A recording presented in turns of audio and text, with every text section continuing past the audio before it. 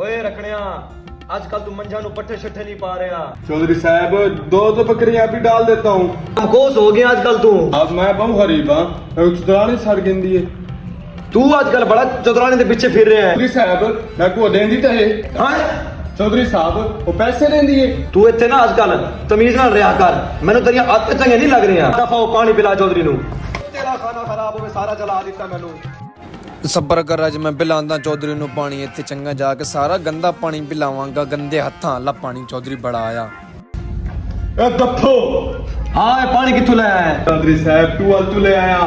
चौधरी साहब चौधरी साहब चौधरी साहब चौधरी साहब चौधरी साहब चौधरी साहब चौधरी साहब मेरी माँ मर गई है। हाँ तू की कह रहे हैं? चौधरी साहब मेरी वो माँ मर गई है जेड़ी खुद तक गिली जगह ते सोंदी है, मैं को सुखी जगह ते पांदी है।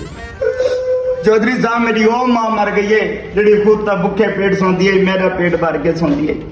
इस वजह तो किसी शेर ने खूब लिखे है कि फन नाल फनकार जिंदा ते दौलत नाल इंसान जिंदा।